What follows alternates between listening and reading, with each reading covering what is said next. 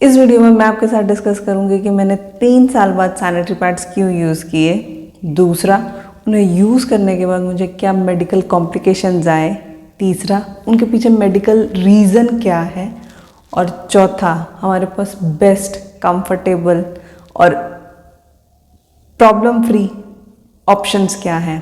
अगर आप directly in points के ऊपर जंप करना चाहते हैं तो टाइम स्टैम्प आप देख सकते हैं, आप डायरेक्टली वहाँ पे भी जंप कर सकते हैं। नमस्कार दोस्तों, मैं प्रियंका प्लास्टिक रोटी में आपका स्वागत करती हूँ। वीडियो शुरू करने से पहले मैं आप सभी का बहुत बहुत बहुत धन्यवाद कहना चाहती हूँ। एक्चुअली धन्यवाद शब्द भी बहुत छोटा है, मुझे समझ नहीं आ रहा मैं आपको किस तरह से धन्यवाद बोलूँ। आप में से बहुत सारे लोगों ने मुझसे पूछा कि मैं इस 5 महीनों में कहाँ थी। मैं अपने ससुराल में थी, और आप में से बहुत सारे लोगों ने बहुत सारे ऑल्टरनेट पूछे हैं प्लास्टिक के, और बहुत सारी चीज़ों के ऑल्टरनेट पूछे हैं। मैं हर एक के ऊपर आंसर करूँगी। जिनके ऊपर मैंने बोला है कि मैं वीडियो बनाऊँगी वो लिस्ट मेरी रेडी है, और उनके ऊपर वीडियोस आएंगी, बस आप थोड़ा सा वेट कीजिए। तो अब बात करते हैं मैंने सैनिटरी पैड यूज़ क्यों किए। मेरी सासू माँ की तबीयत ख़राब थी, 1 महीना तक वो बुखार में रही, और जब वो रिकवर हुई उसके बाद मुझे टाइफाइड हो गया, और उसी दौरान मुझे पीरियड स्टार्ट हो गए। मैं इस कंडीशन में नहीं थी कि मैं अपने कन्वेंशनल मोड में जा सकूं, तो मैंने डिसाइड किया कि मैं सैनिटरी पैड्स यूज़ करूंगी। दूसरा, मैं सैनिटरी पैड को इसलिए भी ट्राई करना चाहती थी क्योंकि मैं उस चीज़ को एक्सपीरियंस करना चाहती थी दोबारा से, कि इतने सारे केमिकल्स आपकी बॉडी पर डायरेक्टली कुछ ना कुछ तो इफ़ेक्ट दिखाते होंगे।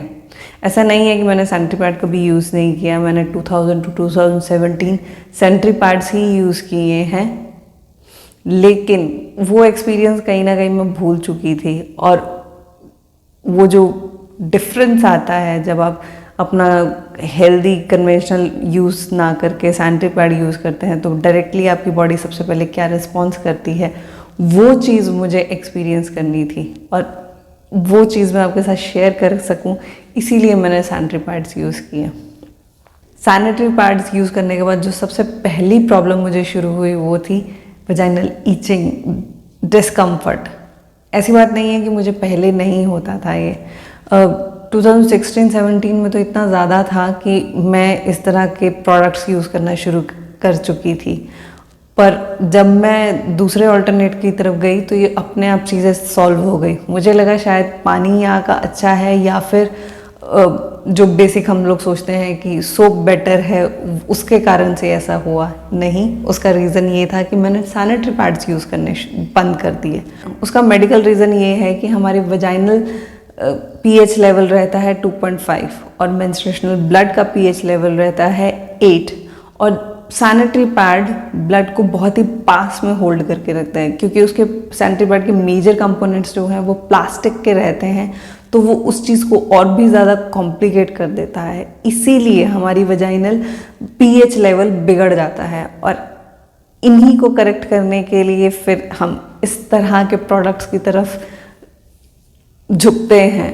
और एक्चुअली में ये प्रोडक्ट्स, पहले एक सैनिटरी पैड इन्होंने लॉन्च किया कि हाँ भाई this is the symbol of hygienic period, और उसके बाद फिर ये इस वजाइनल पीएच लेवल को बैलेंस करने के लिए इस तरह के वी वॉश और इस तरह के वॉशिंग सॉल्यूशंस देते हैं। सीरियसली ये क्या है? पहले आप एक चीज़ को बिगाड़ते हो और उसको बाद उसको सही करने के लिए एक और प्रोडक्ट लॉन्च करते हो। हम लोग सच्ची में बहुत ज़्यादा बेवकूफ़ बनते हैं इन कंपनीज़ के एडवर्टाइजमेंट प्रोपेगेंडा में। इसका सिंपल सा सल्यूशन है कॉटन के क्लॉथ पैड। क्लॉथ पैड सुनते ही सबसे पहले आपके दिमाग में आता होगा, अरे उनको तो वॉश करना पड़ता है। ऐसा बिल्कुल नहीं है। अगर आप वॉश नहीं करना चाहते तो मत कीजिए, आप उन्हें सिंपल यूज़ करके फेंक भी सकते हैं। अगर हम उन्हें फेंक भी देंगे, मल्टीपल टाइम वॉश करके यूज़ नहीं भी करेंगे, तो भी वो बहुत अच्छी ऑप्शन है और हेल्दी ऑप्शन है। कैसे? वो आपके वजाइनल पीएच लेवल को बैलेंस करके रखेगा। दूसरा, वो जितने भी हार्मफुल टॉक्सिक केमिकल्स हैं सैनिटरी पैड्स के अंदर जो हमारी बॉडी को एक्सपोज होते हैं वो एक्सपोज नहीं होंगे, जिसमें एक डाइऑक्सिन भी है जो कि कैंसर कॉजिंग भी है। और इन्वायरमेंटल बेनिफिट ये होगा कि जहाँ पे क्लॉथ पैड को डिकम्पोज होने के लिए 2 महीने लगते हैं, वहीं पे सैनिटरी प्लास्टिक पैड को डिकम्पोज होने के लिए 450 साल से भी कहीं ज़्यादा लगता है। अब आप ये सोच रहे होंगे कि हमारे घर में तो इतने कपड़े ही नहीं हैं। ऐसा नहीं है कि बहुत ज़्यादा कंजम्पशन होती है क्लॉथ पैड्स की। एक डबल बेडशीट आराम से 1 साल तक आपको सफिशिएंट कपड़ा देती है, जिससे आप आराम से अपना 1 साल तक क्लॉथ पैड्स बना सकते हैं, यूज़ कर सकते हैं। और अगर आप उन्हें मल्टीपल टाइम वॉश ना भी करना चाहें तो भी कोई दिक्कत नहीं होगी। अगर आपकी ये कंप्लेंट है कि उसमें विंग्स नहीं है, तो मैं विंग्स वाले पैड्स नहीं यूज़ करती, मुझे लगता नहीं कि मुझे उसकी ज़रूरत है। पर अगर आपको ज़रूरत महसूस होती है तो आप उन्हें ईजीली घर पे बना सकते। ये मैं आपको 2 ड्राइंग्स दिखा रही हूँ, इसमें 2 डायमेंशंस दी गई हैं।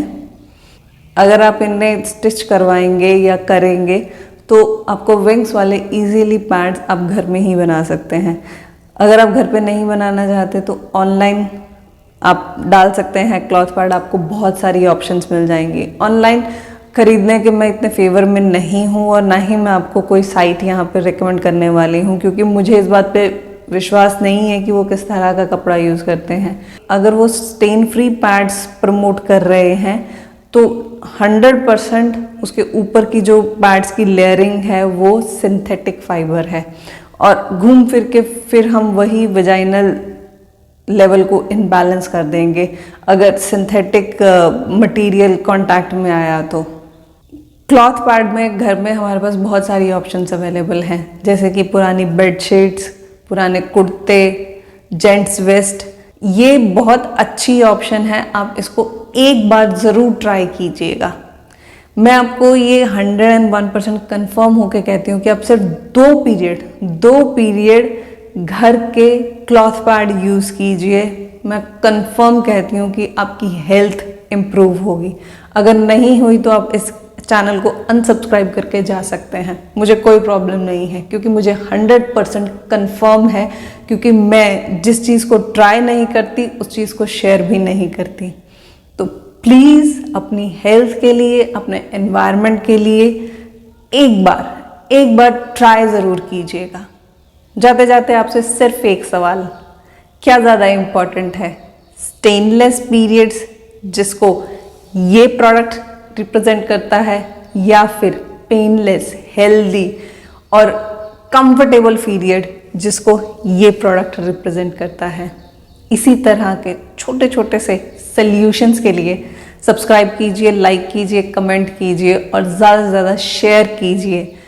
अगर आप शेयर नहीं करेंगे तो ये मैसेज बाकी लोगों तक नहीं पहुंचेगा, यूट्यूब इस चैनल को और इस वीडियोस को प्रमोट नहीं करेगा।